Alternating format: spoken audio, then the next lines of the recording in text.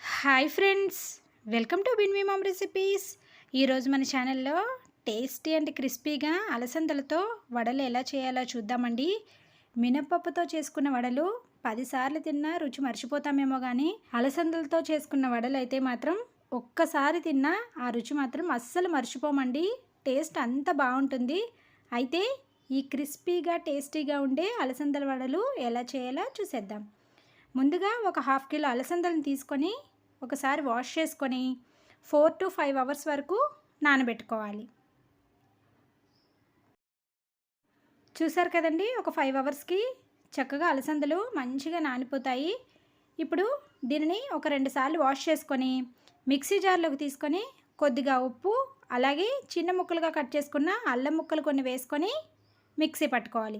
Water ఏం add చేయకూడదండి. Water add చేయకుండానే చక్కగా మిక్సీ పట్టుకోండి. మిక్సీ పట్టినప్పుడు కూడా మరీ మెత్తగా మిక్సీ పట్టద్దు, అక్కడక్కడ కొన్ని పలుకుగా ఉండేలాగానే మిక్సీ పట్టుకోండి.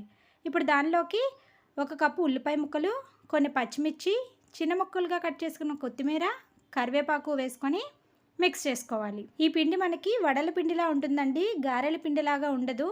వడల పిండిలాగా కొద్దిగా గట్టిగానే ఉంటుంది.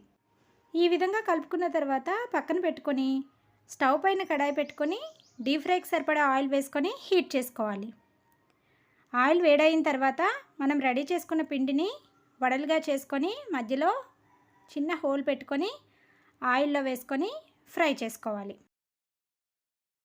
ఆయిల్ కూడా మరీ వేడవకూడదండి, కొద్దిగా నార్మల్ హీట్ ఉన్నప్పుడు మాత్రమే వేసుకోండి. అలా అయితే లోపల కూడా వడలు బాగా కుక్ అవుతాయి.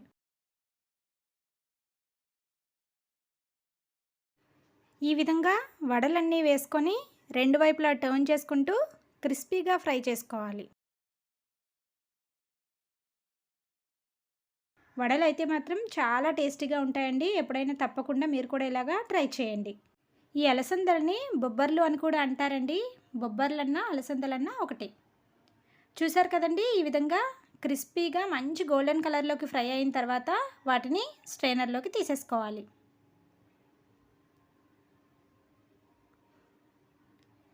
అదేవిధంగా మిగిలిన వడలు కూడా వేసుకొని ఫ్రై చేసుకొని తీసుకోవాలి. నిజంగా టేస్ట్ అయితే మాత్రం చాలా బాగుంటుందండి.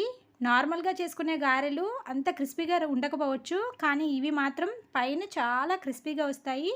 తప్పకుండా ఎప్పుడైనా ఇలాగా అలసందలతో ట్రై చేయండి.